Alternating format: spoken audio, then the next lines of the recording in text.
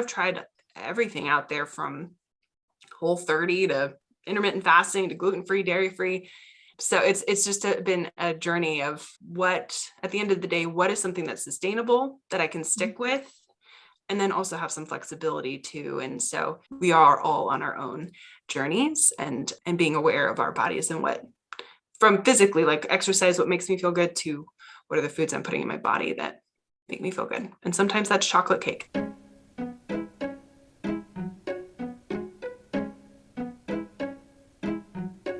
Welcome to the Find Empathy podcast, where we discuss the interaction between health and emotions.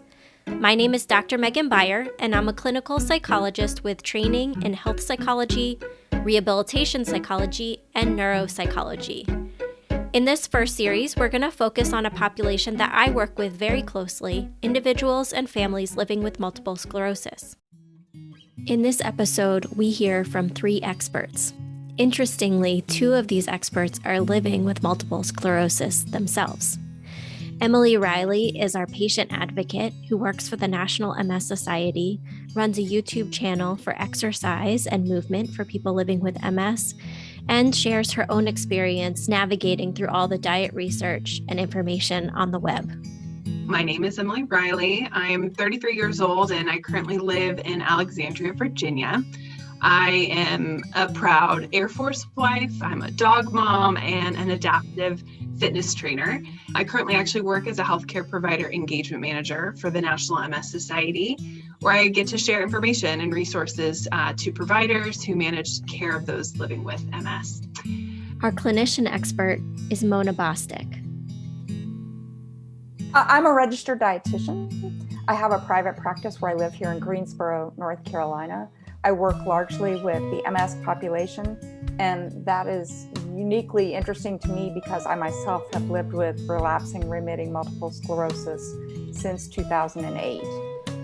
And in our final interview, we hear from Dr. Ellen Mowry, a neurologist and lifestyle researcher who has a special interest in dietary research.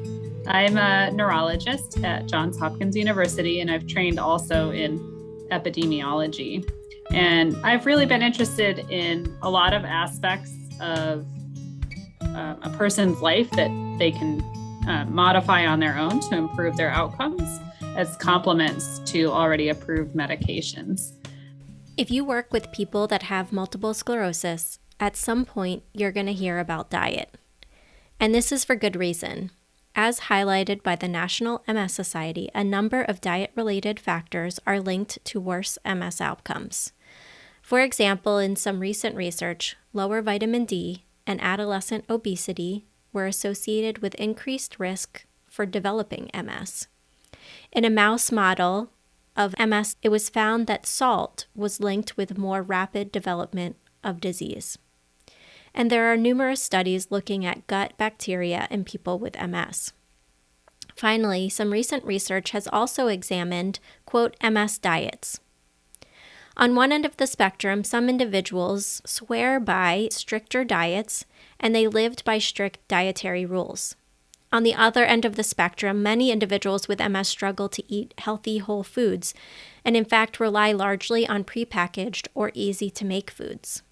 In the following interviews, you're going to hear details about dietary research, more on the quote MS diets, recommendations for healthy eating, as well as emotional factors or MS symptoms that may be playing a role on those 2 ends of the spectrum. As a note, diet can be a controversial topic in the MS world, with strong opinions on many sides.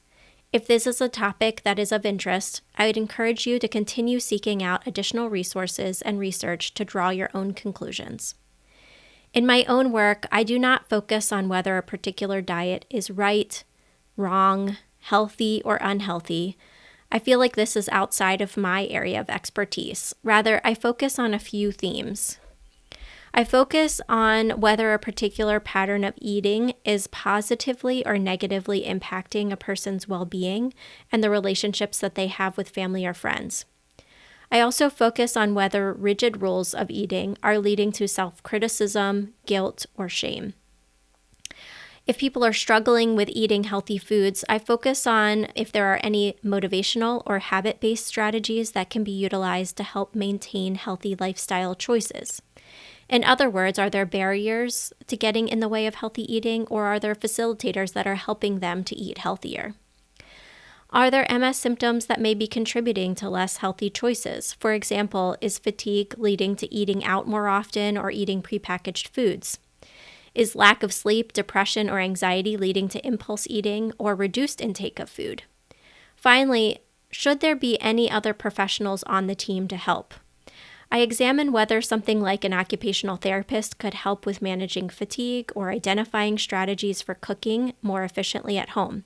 I also look to see if a dietitian would help to manage comorbid conditions like diabetes or even give advice about eating healthy with MS. You're going to hear about all of this and more in the following interviews. We start off this series of interviews with Emily Reilly. Emily, thank you so much for agreeing to be part of the podcast. Can you share a little bit about yourself and your journey with MS? Sure. So my journey with MS actually began a little over 18 years ago.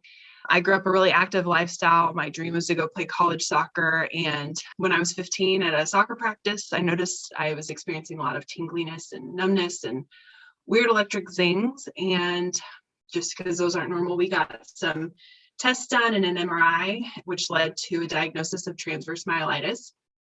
And then if we fast forward a couple years later, I signed a 4-year soccer scholarship with Dallas Baptist University. And then a month later, my life changed forever. I was running sprints at practice and my legs were really heavy and I was taking a lot of naps. And because of my previous neurologic history, they decided to get an MRI. And that's when they found multiple lesions on my spine, diagnosed me with relapsing remitting multiple sclerosis at the age of 17, which is definitely life-changing. And so I was really thankful I got connected to an MS specialist right away. Shout out to Dr. Barry Hendon in Phoenix, because he was really amazing. He helped me really own my disease at like a young age. And he shared 2 things in that first appointment that were huge and powerful for me. He explained the purpose of disease-modifying therapies and the importance of staying on them. And he also said that staying active was really important and to not let it stop me. And so I went on to play all 4 years of college soccer. I became an All-American goalkeeper. And I'm really thankful for the experience because it really made me learn how to listen to my body, how to manage my energy, and ultimately know that MS didn't have to stop me.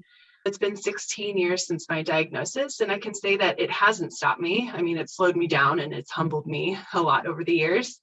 But I've had my fair share of relapses and medication changes, but overall, I'm really still doing well, thankfully. And although I do continue to fight pride and learn how to say no and rest. But that's a little bit about me and my journey.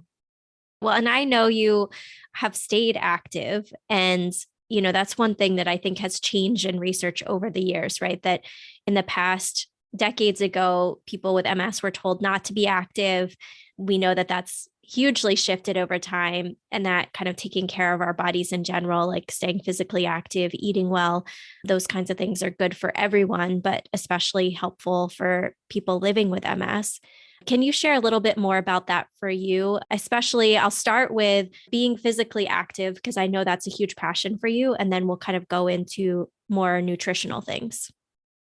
Yeah, I grew up living an active lifestyle. So the importance of being physically active was just really instilled at me at a young age, which I'm really thankful for. And when I received my diagnosis, I didn't really know much about MS. I knew of a few people who lived with MS who used a wheelchair. And so I think that really scared me because I was really afraid that being physically active was going to be taken away from me.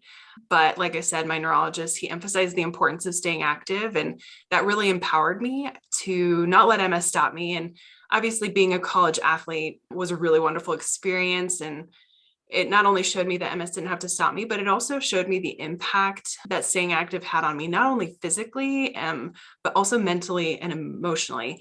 And so I think that that's why I became a personal trainer, because I really wanted to create adaptive fitness classes for all levels of ability. And I really wanted to share the message with the MS community that no matter what their limitation, they can keep moving. And I really wanted to show them how to do that.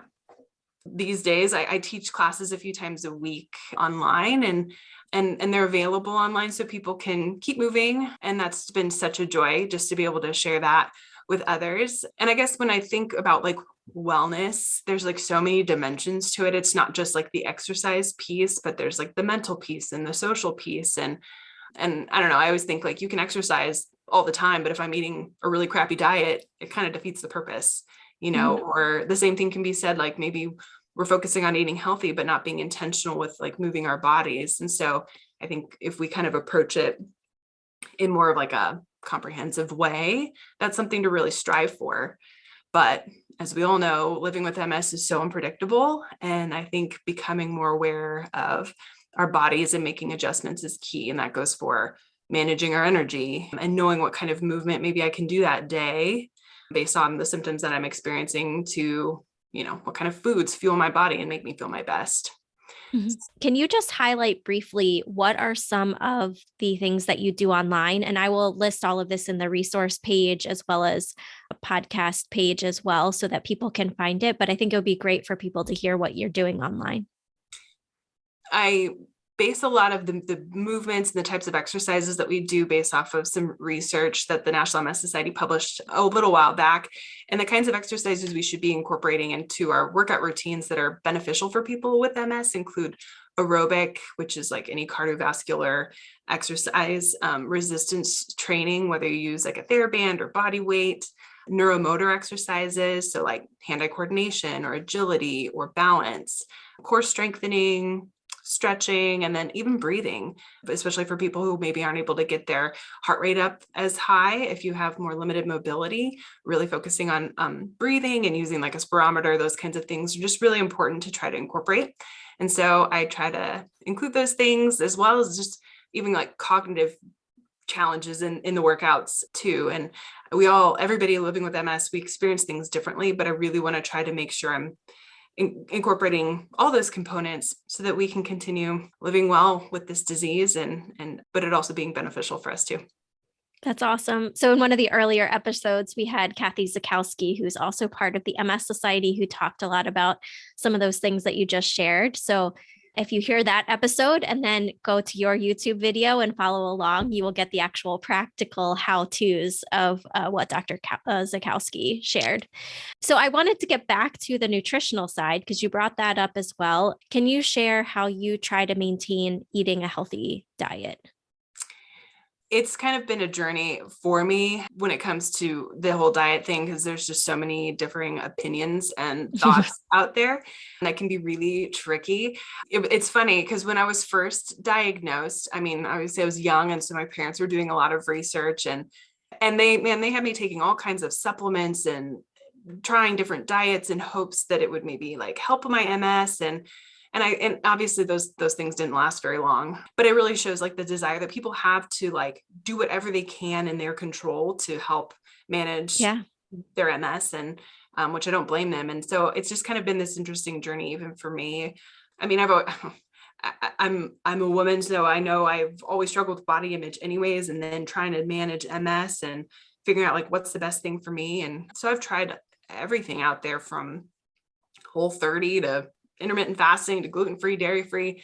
So it's just been a journey of what, at the end of the day, what is something that's sustainable that I can stick with, and then also have some flexibility too. And so I try to do like 80% eat clean because it does make me feel better, but it's just anecdotal for me because I know I've learned to listen to my body and what makes me feel good. And I think that that's kind of key too. Like we are all on our own journeys and being aware of our bodies and what, from physically like exercise, what makes me feel good, to what are the foods I'm putting in my body that make me feel good. And sometimes that's chocolate cake. Yes, exactly. Yeah, you brought up all of these kind of confusing diets, and that's what I hear a lot from people too. So when I'm working with individuals, there's a lot of diet information out there, and it can be very confusing, and people can have really strong opinions. Do you sort of find that also to be true for you? And then how have you navigated through all of that? How have you tried to sift through that information? And like you said, how have you tried to find the pattern that works best for you? I can't tell you how many times I've received messages from people to like do this diet or try these supplements to help cure my disease, or, maybe their intentions were good, but it can be really frustrating and confusing, especially for newly diagnosed people. Again, like what can I do that I can have control over? And it's so interesting because I have the exercise part down, like I've got that, but when it comes to eating patterns and all the different opinions, it's hard. And I guess this is kind of where I want to like base it more on science and the reality of that sustainability part. I think I've realized I'm really stubborn and I'm really averse to restriction, because I've tried, like I said, I've tried Whole30, but it was really like Whole5 because I just couldn't stick to such restriction. And I've tried them all. And, I think what I've found too, that it's partnered with a lot of guilt and a lot of shame and discouragement, which have their own implications of just stress management and mental health. And so I'm really thankful to work for this National MS Society, because we are funding a lot of research when it comes to diet, because that is a really big piece to really understanding like what is the science behind how these diets impact somebody's disease progression or symptom management. And I think there is something to be said to a healthy diet and how it can actually help maybe minimize MS symptoms, things like that. And so I'm really excited to see what we continue to learn, but I will say refer to professionals. If you really are wanting to change up your diet, or do you have actual allergies to gluten or whatever, I always say like go seek out a registered dietitian to really help you make some of those decisions. Refer to the experts, I guess, is my thought if I don't know it. Agreed. Yeah, that makes a lot of sense, and not just for MS, but even if you're newly diagnosed with diabetes or something, you'd want to work with a registered dietitian or somebody who really knew how to, what diet would be best, but also how to stick to that and the motivation. You brought up the idea of guilt and shame. And so I wondered if you could talk a little bit more about that. If mental health providers are listening to this and they're working with somebody who are having some of those feelings of guilt or shame, or feeling like they have to stick to this diet because it's the thing that's going to cure their MS or keep symptoms from progressing or that kind of thing. Do you have any advice on that front? Number one, what brought up those symptoms for you? And, what has helped you sort of balance the wanting to eat healthy, that sort of 80% eating clean, but also allowing you to have a little bit of some flexibility? One of the things that's just kind of been like this resonating mantra that I tell others and should continue to tell to myself is just to give myself grace. When I've learned to give myself grace in being okay with saying no, or resting, or modifying an exercise, to enjoying a meal because I'm going to be hanging out with friends. Like, I think when I've learned to give myself grace, I'm just kinder to myself and allowing myself to have some flexibility in that. And I think that that's really important, to give ourselves permission. I think, I don't know, living with MS sometimes can be really tricky because a lot of the things people can't see, like those symptoms, a lot of our symptoms are invisible. And so we're constantly working so hard to just maybe have this front of like, everything's fine. I'm doing fine. And so I think sometimes it's okay to give ourselves permission, or share, like, give yourself permission to be flexible. Like, I don't know. I think I've also learned, even in the last couple of years with this pandemic, just the importance of that social aspect. Often when you are socializing, you're enjoying a meal together. And if something is so restrictive that brings you guilt and shame, it's just really, really, that just is really detrimental. And MS is such an isolating disease in itself that I think it's okay to give yourself permission to enjoy and have some flexibility. Yeah, absolutely. So there's that restrictive side that sometimes people get trapped into, maybe. And then I think the other side is when you want to eat healthy, eating healthy takes some work. You might have to cook something for it to be healthy, or you might have to chop up vegetables, or all those kinds of things that take work. And I'm wondering if that's true for you.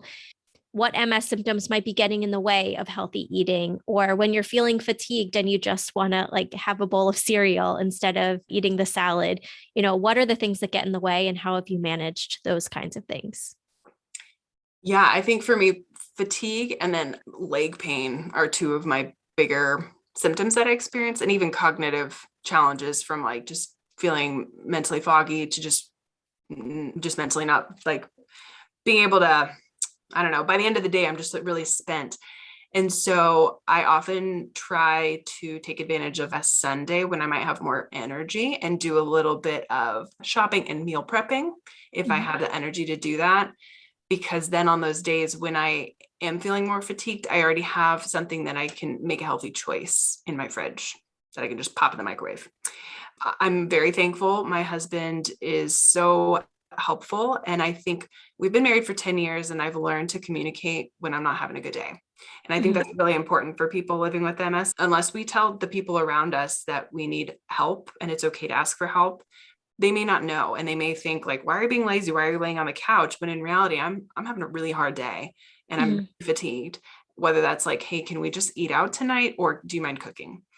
One of the other things that we've actually done, and this is obviously sometimes cost prohibitive, but we do some of the meals that get shipped to you that are somewhat not pre-prepped, and that helps too, because I don't have to go grocery shopping and all the ingredients are already there and I just have to cook it up in like 30 minutes. So those really help me make healthy choices. Yeah, that's great. There's a individual that I worked with recently at a Can Do event who said that she found one of those online meal preps, but it was fully put together meals. So all she had to do was like throw it in the oven or throw it in the microwave.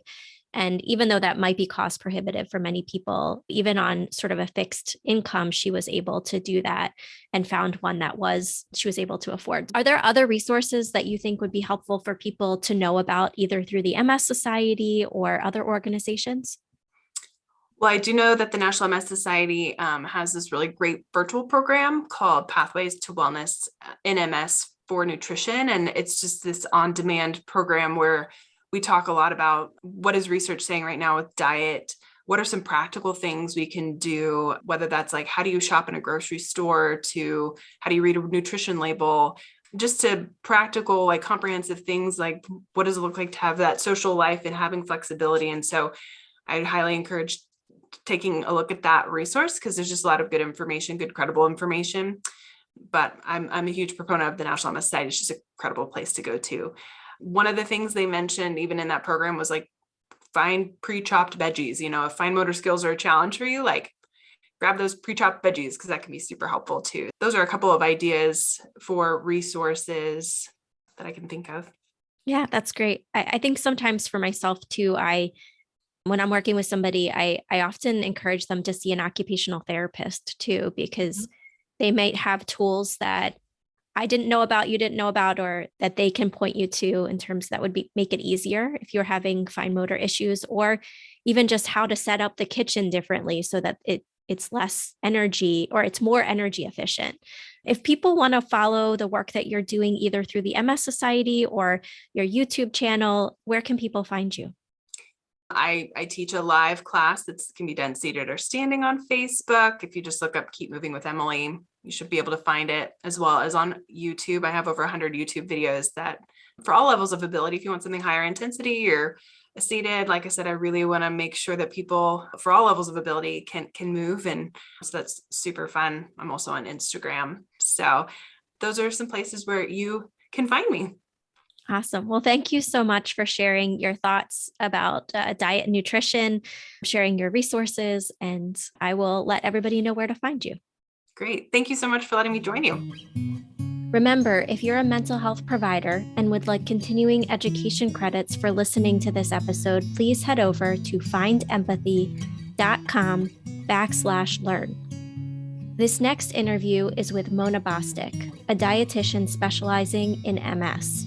We start the interview with Mona with her sharing why she believes it's important to assess nutritional status in people living with multiple sclerosis. Thank you, Mona, for being here. I wanted to talk to you about diet and nutrition. We've had many conversations in the past about these topics. From your perspective, why do you think it's important to assess nutrition status? Well, the nutrition status of anybody has an impact on our overall health. At present, it is not something that is broadly considered in the interdisciplinary care of someone living with multiple sclerosis. And because we know that comorbidity status has such an impact on health outcomes in living with multiple sclerosis, and nutrition status is very significant in how one lives with these comorbidities like hypertension, diabetes, blood fats, cardiovascular disease, things of that sort, that food can absolutely have an impact on. Food choices and daily behaviors can have an impact on. That's why I believe nutrition status is an important part of one's health picture, and it's currently not being ascertained in the MS patient broadly. Mhm. I don't think that diet is talked about. I mean, it's sometimes talked about in the neurologist office, but it's not given a lot of space.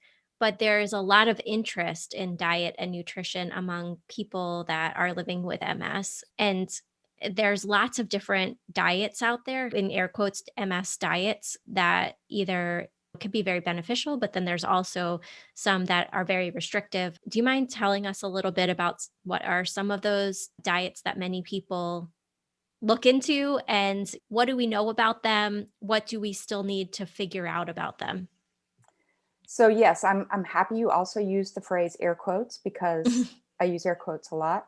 There are many diets, in air quotes, protocols and regimens, however you want to phrase that, that are targeted at people with chronic disease, specifically multiple sclerosis.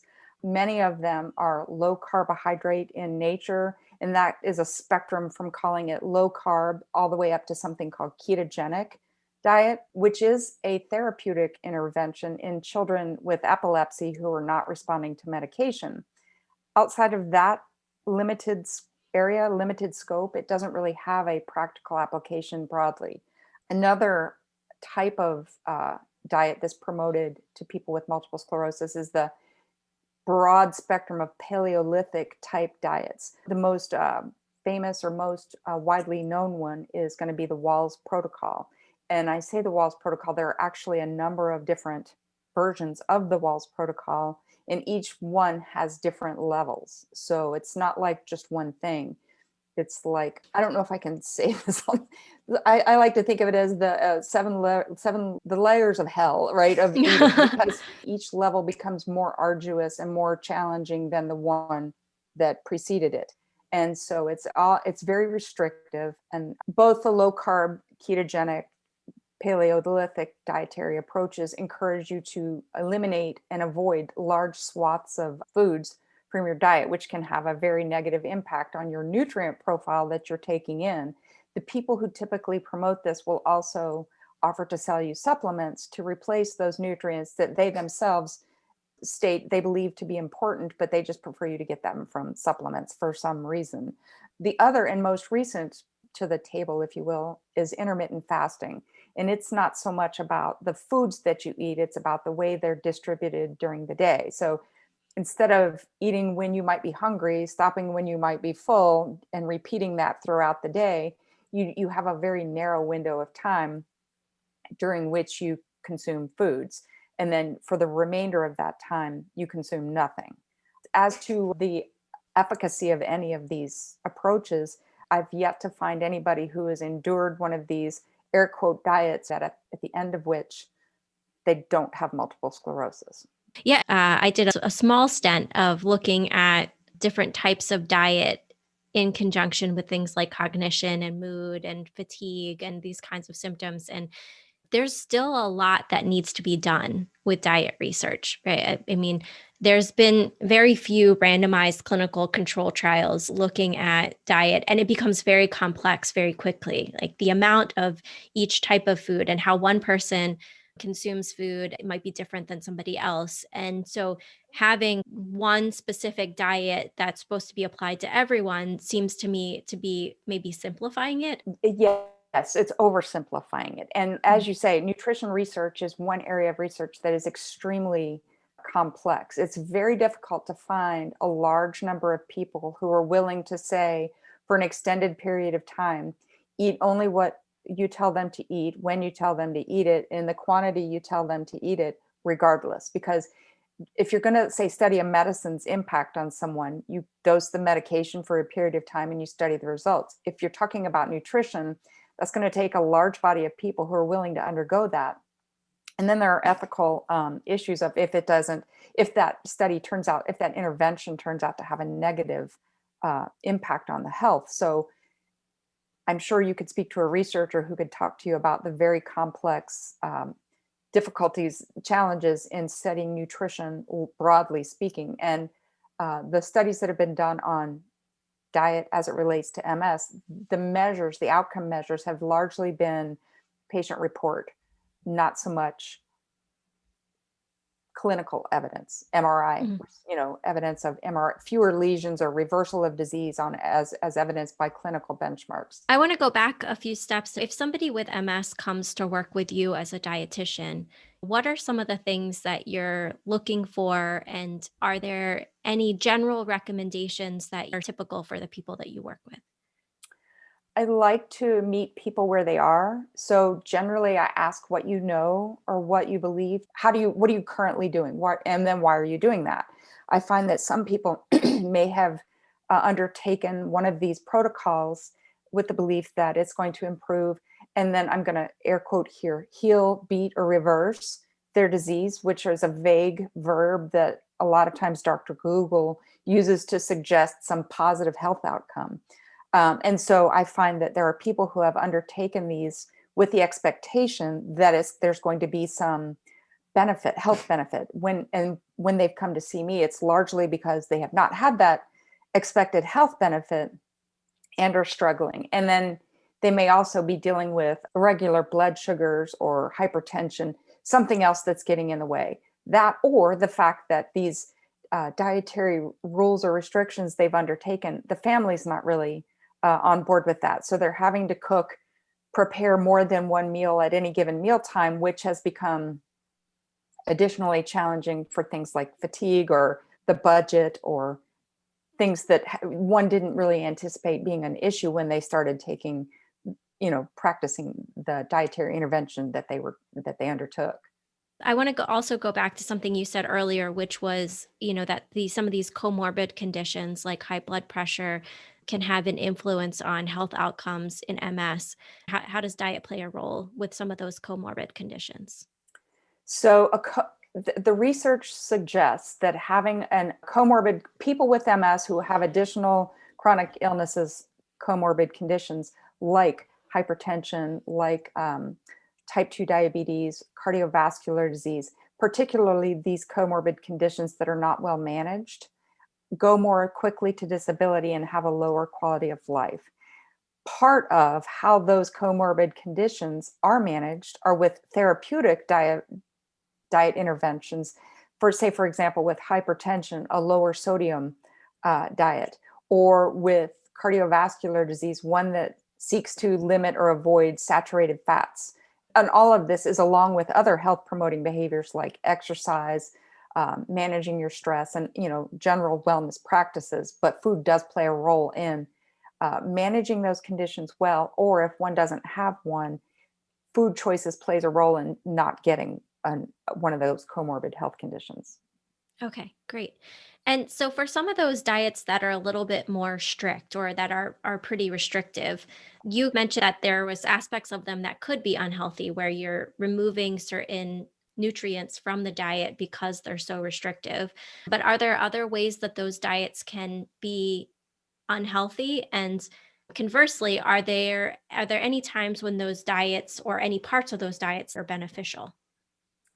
I have myself as a nutrition professional, I've not encountered a way that those air quote diets can be beneficial. I just haven't. Okay. The way that in addition to the physical or the impact that those approaches can have on physical health by restricting the nutrients from your intake, which means you might become deficient in something, which is not going to contribute well to your health. There's also a mental health impact on starting with expectations. As I mentioned, sometimes when people come to see me, it's because they've not realized the expectations that they were hoping for when they began to eat in a particular way. They had certain expectations, and from my perspective, those are unrealistic expectations. But from their perspective, they were led to believe that eating in this way is not only beneficial, but is actually necessary. That by doing this, you're going to improve your health. And by not doing this, you are causing a detriment to your health. So these unrealistic expectations set someone up for failure because and I'm going to use the word diet culture, is a term that broadly applies to whether you're trying to change your weight or your body shape to say fit into a bikini. And if that doesn't work, it's your fault. It's not the diet's fault. The same thing applies to if you're using food to navigate your health and try to heal, beat, or reverse a disease that is not known to have a cause or a cure. If you're trying to change that with food and it doesn't work, it's not the diet's fault. It's your fault for not having followed the rules strictly enough or adhered tightly enough. And that word compliance comes in. And it's your fault for not having been adequately compliant. And that's just untrue.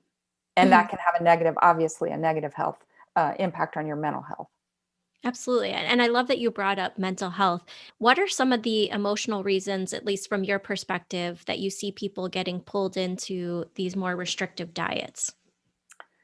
Well, anxiety. So if you've been diagnosed with a life-changing health condition, you've got anxiety, right? All of a sudden, what does this mean? It's very anxiety causing to have this. And then with anxiety being something that is known to occur frequently in people with MS, you've got double reasons for anxiety. And Dr. Google is out there suggesting to you that if you do X, Y, and Z with your food, then you can, quote, heal, beat, or reverse your disease condition, your disease state.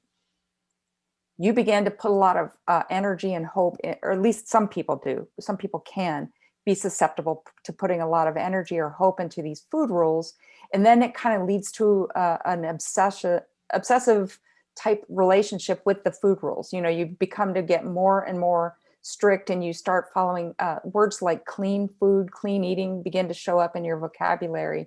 And that can not only lead to those physical consequences I mentioned before, but you begin to practice social isolation, and you lose touch with that intuitive eating behavior that you were born with. We were born as intuitive eaters, but when we stop paying attention to our intuitive nature and begin to only pay attention to these food rules, it can lead to malnutrition.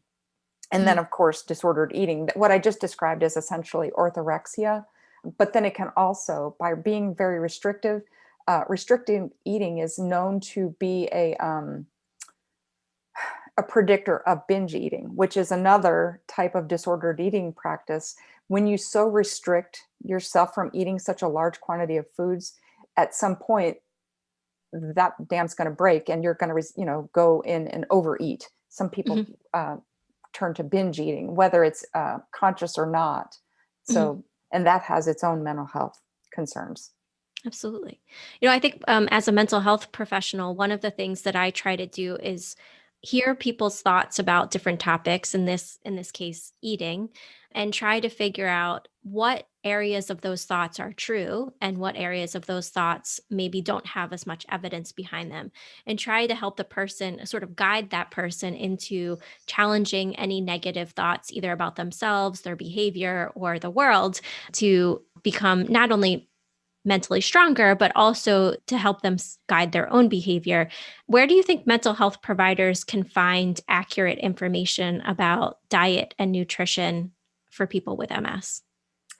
That's an excellent question. Right now, there's not a wealth of knowledge about specifically nutrition and multiple sclerosis, because, as I say, Dr. Google, and I'm using that term loosely to refer to sort of alternative health practitioners who are driving the conversation. There's not been any, and I like to make the distinction of conventional medicine approach to an unconventional medicine approach. And somehow or other, conventional practitioners have gotten the bad rap that we don't address the problem, so they go to the unconventional practitioners. And that is an umbrella that includes functional, integrative, alternative, complementary, holistic, etc. And a lot of these unconventional approaches to medicine and nutrition specifically have kind of co-opted, and they have inserted an unconventional approach to eating with multiple sclerosis. I would argue that because there's been a lack of a conventional approach that's been well-founded, well-discussed, and well-presented, well-articulated, it's that absence of that has led to the unconventional approach that has kind of been driving that conversation. It is my hope that that will change and that there will be more of a conventional voice to address the questions around nutrition. Because the one thing that I would say when people ask me what is the best way to eat with multiple sclerosis is to don't eat for multiple sclerosis. I mean, eating well does not mean something different because you have multiple sclerosis. It might be more difficult because you have multiple sclerosis because of symptoms that may interfere, but your nutrition needs have not changed because you have multiple sclerosis. And so it's the same boring, unsexy, unflashy stuff that applies to 75% of the people in our country who don't eat enough fruits and vegetables. So start there. If you're not eating enough vegetables, eat more color on your plate. So simple stuff. Yeah. What are some other of those kind of healthy eating tips that are unsexy but remain true throughout the years? Yeah, usually it's the unsexy stuff that remains true. And that's because Dr. Google has an advertising budget to promote all of his or her ideas. The basic unsexy, unflashy stuff doesn't. And that's largely because the only beneficiary is you, is the person who's eating that. And that's going to be, as I said, including a lot of colorful plant foods, and variety matters. It's once you might have heard the term superfood. That's tossed around. It's a marketing term and it doesn't really have any clinical meaning, but variety of colors will make sure that you bring as much diversity of nutrients to your plate as you can. Eating whole grains and beans and legumes are all good for your body. That's something that a lot of these diets encourage you to avoid, but they're actually quite good for your body, especially for your gut. Nuts and seeds, lean protein. Again, lean protein variety matters. So lean protein can be chicken, or it can be fish, or it can be lean red meats. And then heart healthy unsaturated fats like avocado, omega-3s, mono and polyunsaturated fatty acids. And then low fat calcium foods. A lot of people have decided, because Dr. Google has suggested that dairy is somehow bad for people with multiple sclerosis, they've removed one of the most convenient sources of calcium from their eating pattern. And bone strength is really important in this population because people with MS are at a higher risk for fractures. So I encourage you, if you have decided for any reason to abstain from dairy products, make sure you get your calcium some other way. The only thing that we have to limit or avoid, really, this is broadly speaking, is the salt, the added sugars, saturated fats, and then limit or avoid those highly refined vending machine type foods, and then avoid trans fats entirely. That's the whole unsexy ball game right there. That's great. That's great. And you mentioned, though, that there are things, the symptoms of MS, that get in the way of healthy eating. And what do you see? What are those symptoms? And do you have any sort of quick tips or strategies that people can use when those symptoms are getting in the way of their eating? Yes, I like to think of that Forrest Gump quote. It's like a box of chocolates. You never know what you're going to get. And that's kind of what it's like waking up every day with MS. You're not quite sure how MS is going to show up in your day, any given day. So because after a while, you begin to understand what your particular challenges are. But things like pain, fatigue, cognitive challenges can all get in the way of either planning, preparing, or sometimes eating food. So whatever your challenges are, planning is the big part for that. So if pain and fatigue are a part of your day every day, building around that, planning around that, having stuff on hand that is easy to prepare and doesn't require very laborious, lots of chop and slice and dice and plus cooking, plus, very simple things to have on hand and prepare to kind of work around your symptoms. And it might mean doing some extra, using some energy on the weekend, investing some energy on the weekend so that you don't have to use that energy as much during the week. Maybe it means asking for help. Maybe it means asking your spouse to help you find the recipes or just, create the plan, or maybe have that person help you with the shopping or somehow address one of your pain points. So if fatigue is an issue, have somebody help you with the parts that are fatiguing. Whatever the problem is, whatever the symptom is, planning is going to be a big part of addressing that challenge. When do you think it's important for a mental health provider who's working with somebody with MS, or even, any sort of medical provider who's working with somebody that has MS? When is it time to go see a dietitian? If you're working with someone and you've noticed that they've undertaken some eating protocol or air quote diet or something that you begin to suspect is not serving their greater interests, and you've asked them what their purpose behind that, and if you feel as though their expectations are unrealistic, it might be a really good idea to refer to a dietitian. Alternatively, if you have a person who is just saying that that's a big anxiety for them, they're newly diagnosed and they're wondering, is that something that they should undertake because of this new diagnosis? I would encourage you to refer to a dietitian.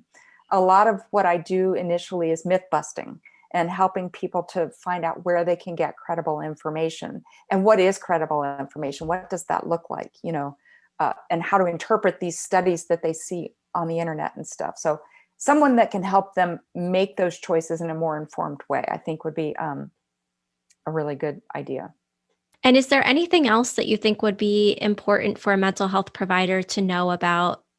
I know there's lots of topics, but Yes. about diet that I haven't asked you about. I mentioned the orthorexia or binge eating or anxiety, fear around food, but also the role that it plays in isolating. So even if they do not present as somebody who's fearful or anxious around food, but if they're having to skip the girls' night out or the birthday party or going back to the ball game or whatever, because the clean foods won't be available there, or the whatever the air quote need of food is, if it's preventing them from participating in social engagement, that's going to be as I'm sure a big problem. And there's just no need for that from a nutrition standpoint as it relates to MS. That's very helpful. Thank you so much for taking the time to talk to me about diet and nutrition, because I know this is a huge topic for people with MS. It comes up in my work with people all the time. And so I think having some really credible information out there is very helpful. If people want to get in touch with you or want to learn more about the work that you do, where can they find you? I'm on the internet. I can be found at msbites.com. I'm on Instagram, also at msbites. That would be ms_bites. And so that's where you can find me. Remember, if you're a mental health provider that specializes in health populations like multiple sclerosis and more, please head over to findempathy.com and click on Get Listed. We would love to list your practice in our directory, and being listed is free. We're trying to help families and people living with chronic or acute medical conditions find providers like you. In our final interview, we hear from Dr. Ellen Mowry. Dr. Mowry starts the interview by sharing why she was interested in diet research and how she got started. My initial work related to dietary health was looking at vitamin D and vitamin D deficiency and how that related to outcomes for people with MS. And our clinical trial is currently being analyzed to evaluate if supplementation with vitamin D in people with known MS is helpful, but also to think about other aspects of lifestyle management that might relate to outcomes for people with MS. And of course, diet is a major component of lifestyle, and therefore I became interested in that. And, we've done a number of different things from a clinical trial standpoint. Our pilot trials have really focused on what are called fasting style diets in people with MS. I know diet is a huge buzzword in the MS community. There's lots of blog articles about diet. Just from your perspective as a neurologist and as a researcher, why is diet or nutrition? Can you give me a little bit more information about why diet and nutrition is an important thing to consider for people with MS? Yeah, it's really interesting because I think it's a topic that people with MS have asked for research on for a number of years. And it's definitely become of more interest to the research community in recent years. So sometimes we tend to be a little behind the requests. But I think for me, the interesting parts about diet and MS come from the fact that we're learning more and more that illnesses other than MS that are related to the health of our diet, such as diabetes or high blood pressure, high cholesterol, things like that, are actually linked with worse outcomes for people with multiple sclerosis. So people who have those kind of illnesses are more likely to have impairments in their neurologic exam or performance of neurologic tasks, and show accelerated shrinkage of the brain over time, and therefore are much more likely to have bad long-term outcomes from their MS. Whether that means that those conditions are causing the MS itself to be worse, or they're just causing extra damage to the brain, which leaves everybody vulnerable, but especially if you already have an illness that's causing injuries to the brain like MS, I don't think we know yet. But regardless, it's clear that trying to prevent illnesses like those I just described may be a great way to complement MS medications in improving long-term outlook for people living with the disease. And one of my goals with this interview is to get a little bit more information about what research has been going on and what we know. But before I dive into those questions, can you tell me a little bit about what makes diet research difficult? What makes it challenging? Yeah, it's really tricky, actually. The first thing is to settle on what diet should you study, right? When I first became interested in this, I did a Google search essentially and found, I think, over 13 million hits if you typed in diet and multiple sclerosis. And the top 3 hits each claimed to have the diet for MS, but they were all different or slightly different. And so, what is the diet for MS? It's really difficult to understand because the research looking at types of diets or components of diets is not always of the highest quality. The gold standard ways that we ask people about the foods they're eating are really labor and time intensive. And so there haven't been enormous studies that use that kind of gold standard that can then point to like, aha, this is definitely the right kind of diet, or it's everything doesn't matter except if you eat, these 3 foods or whatever. And so we're relying on ways of interviewing people that aren't really gold standard, right? And so they may make mistakes. And when you make those mistakes, then your conclusions of the study may not be completely accurate. It's hard to isolate components of the diet. If there's a micronutrient like folate that's present in various foods, like how do you isolate the impacts of folate from the impacts of food that or other nutrients in the foods that also have folate, right? So what's the cause? And is it just a bystander when you're looking at an association between, say, a micronutrient or a component and an outcome? So it's just really hard to study. And then when you want to design your trial, therefore, which diet should you choose? And then what's the dose of the diet? Like how much diet or dietary component or like level of adherence would you need to achieve in order to study it well, and what outcomes are relevant? Traditional MS trials look at things like relapses and new MS spots or lesions on the brain or disability progression. Those are ordinarily like long and expensive. How do you conduct that with diet? And then how do you deliver the dietary intervention? And are you going to do a traditional controlled feeding trial where people come and eat all their meals in a center? And that will actually change the kinds of outcomes that you can do, because that's expensive and not logistically easy. So now you're talking about outcomes that are measured over short term if you're going to do that. So it's just really tricky and challenging to do, for sure. And then translation of any trial to the real world. How do you encourage people, once you discover that a certain pattern of eating is healthy, how do you actually incite that behavior change? I think is also a really big stumbling block in the MS world. Right. I think I've heard you say that if you do a feeding study, for example, that you might get that change for a while, but if people don't stick to it, you maybe aren't going to get the same outcomes over time. Is that accurate? Definitely. Yeah. And that's something we experienced in a pilot trial we had that was funded by the National MS Society. We saw that when we were providing foods to people according to the protocol, they were doing well, but it was hard for people to maintain once that level of support decreased. And you had mentioned that you Googled some diets.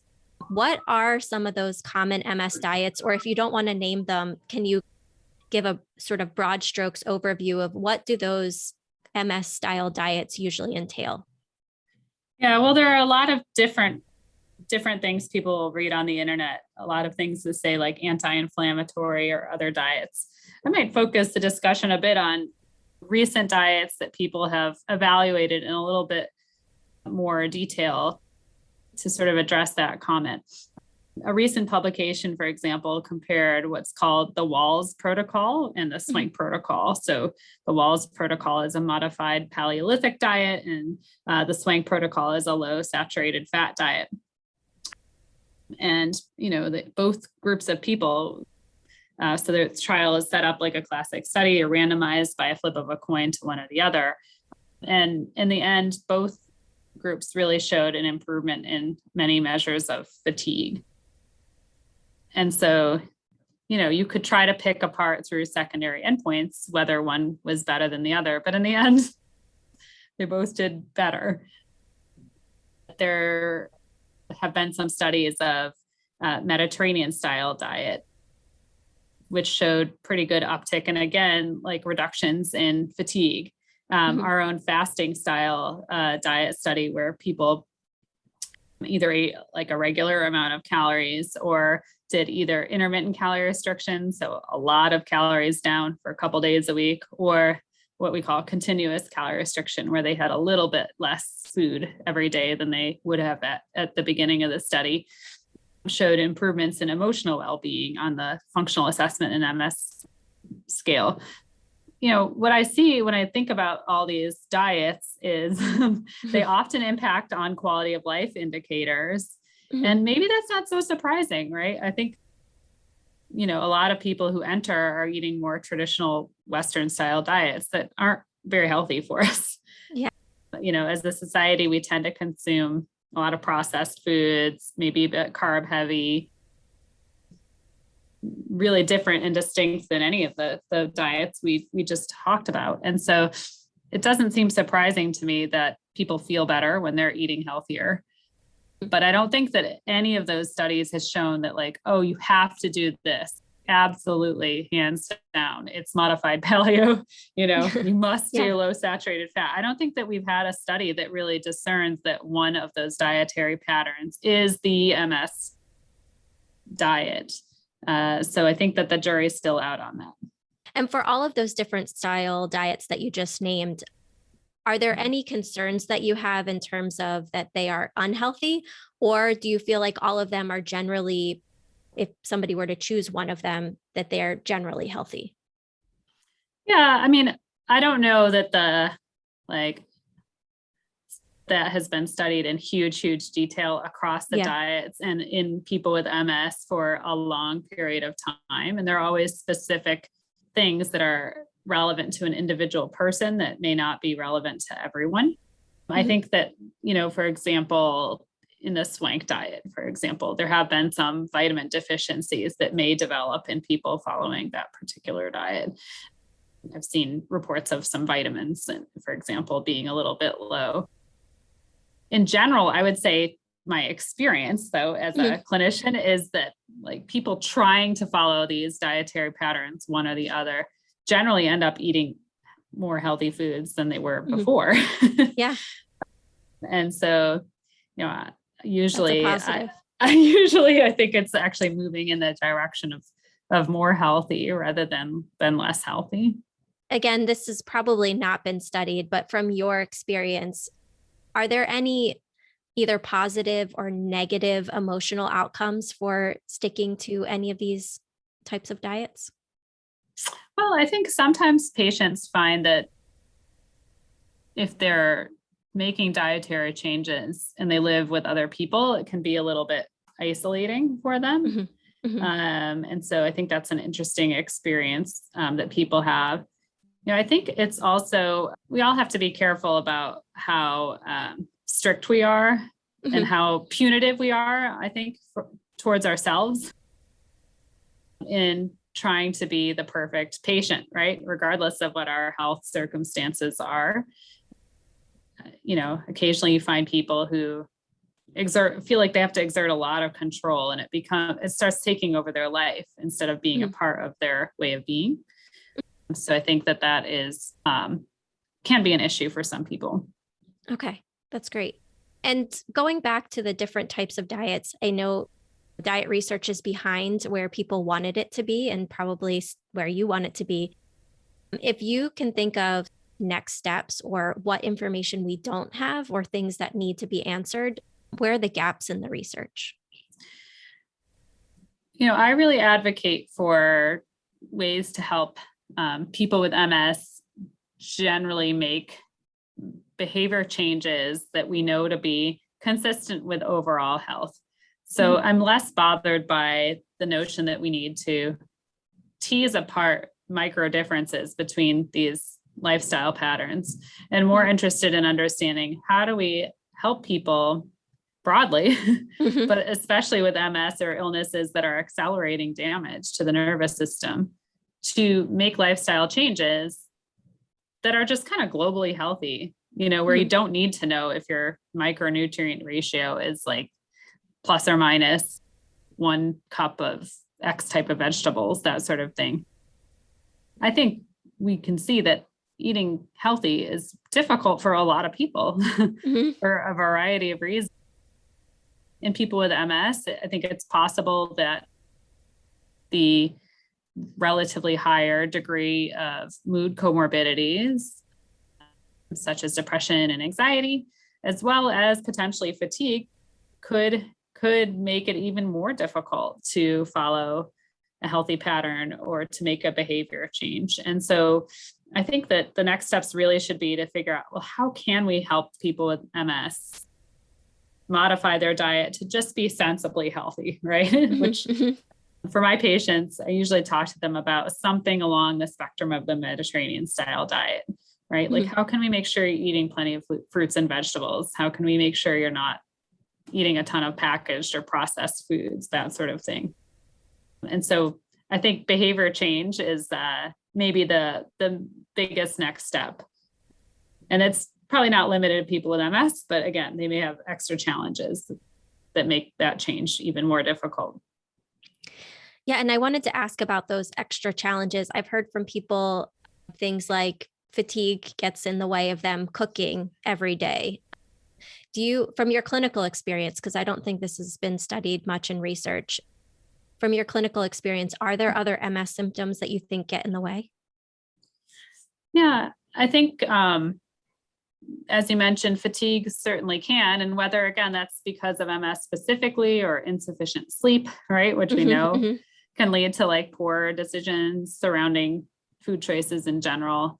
Again, people with MS, much higher likelihood of having depression or anxiety, which I do think influence patterns of eating.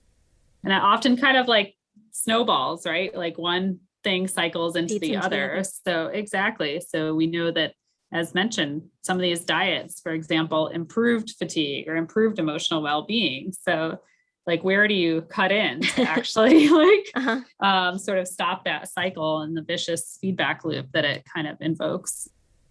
Can definitely be a challenge. But I especially think for mental health providers, there's a really clear role in helping to think about how we can help people with MS manage, for example, mood, manage sleep patterns, insomnia, and things like that, and improve the quality to maximize the ableness of our patients, ability of our patients to focus on their nutrition choices. Absolutely. I agree 100%, although I'm biased. And one final question I would say, I have 2 final questions. One is, when do you think a therapist or a mental health provider should refer back to the patient's neurologist or a dietitian if they have questions around food? Yeah, I think that's a great question.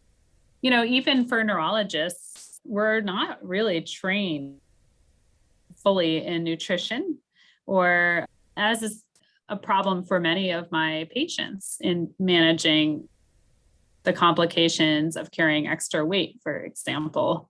So I think it's in general appropriate for a mental health provider to refer back to the neurologist, but even neurologists may not be the most providers to do a deep dive on improving someone's nutrition. So I often will refer to a nutritionist in somebody who's eager to make lifestyle changes, or increasingly, when relevant, to an obesity medicine specialist, where they understand that lifestyle is not just about simple things like calories in and calories out, but about whole evaluations of a person's risk factors and other factors that influence lifestyle choices and just genetics, right? And integrating all of those things into helping people make positive and sustained lifestyle changes. So I think it does take a community, but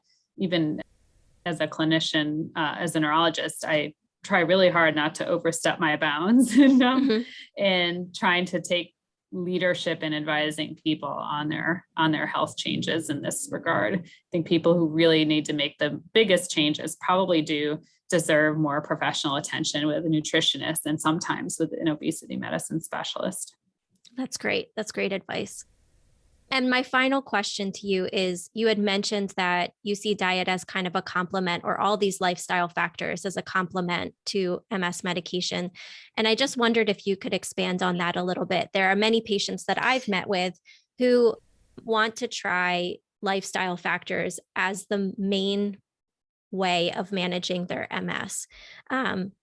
Many times I have conversations with them similar to what you mentioned, that these may improve outcomes, but they don't necessarily control MS. Can you speak to that a little bit more? Yeah, definitely. I've been working with people with MS long enough to remember when medications for MS, disease modifying therapies, were not the mainstay of treatment. And, those individuals who didn't have treatments available tried all sorts of lifestyle and other things to manage their MS, and it didn't work. We see that in the modern treatment era, disability related to MS has gone down a lot. People are at much lower risk of reaching various types of disability over time than they were historically. And it may not all be the medications, of course, but I think that they play a big role, particularly for people who have relapsing forms of multiple sclerosis, which is what the approved medications for MS target. There many, many studies have shown that the best time to make an impact on the long-term prognosis of somebody with MS in regards to using these therapy is early in the course. So if you wait until a lot of MS activity has occurred, then that's associated with worse long-term outcome. So that seems to be, in my opinion, like precisely the time somebody is newly diagnosed, where they often want to see if they can just use lifestyle. But it's probably the most critical time to make sure they are pursuing, if they have a relapsing form of disease, an actual MS therapy. Where do I think that the diet and other lifestyle factors probably make the biggest role is in helping to prevent injury to the brain tissue itself. So we know that in people with MS, disability comes from sustained and ongoing injury to the underlying nerve wires in the brain. And that can come ultimately from an attack, a relapse of MS, or because that nerve wire is vulnerable, even if it was not injured primarily in an attack, to kind of dying off early. And we know that even in people without MS, not having diabetes and high blood pressure, not having obesity and things like that is linked with less death of neurons as we age. So I really think that improving on lifestyle through diet, we haven't talked about exercise and sleep too much, but all these factors of lifestyle are probably just keeping our nervous systems more healthy in general. But if you live with MS or another illness that's also causing insults to the nervous system, it's like a 2-hit kind of a thing. And so we want to try to remove the MS hit by using the MS treatments, and we want to remove any unhealthy lifestyle hits by improving those aspects of lifestyle, including diet. Well, thank you so much. And I really appreciate you taking the time to talk about all these factors and share with your research. Thank you for listening to the Find Empathy podcast. If you would like continuing education credits for listening to this episode, go to findempathy.com/learn. Our goal is to help people living with challenging medical conditions find the mental health providers who understand their diagnosis. Our education, and this podcast, is focused on increasing the number of mental health providers who can help. If you are a psychologist or a mental health provider that specializes in health populations, please consider signing up on the free Find Empathy directory. Go to findempathy.com and select Get Listed. We would love to connect with you on social media. Look for us on Facebook, LinkedIn, Twitter, and Instagram. If you have suggestions for topics you would like covered by this podcast, let us know. Our email is info@findempathy.com. Finally, please know that the opinions expressed by the experts today are their own. We are not financially supported by any of the businesses or resources described in today's podcast. Also remember that the content provided today is for educational purposes only. Please seek the guidance of your doctor or mental health provider for any questions you might have regarding your own health or medical condition. Thank you so much for listening, and we look forward to you joining us in the next episode.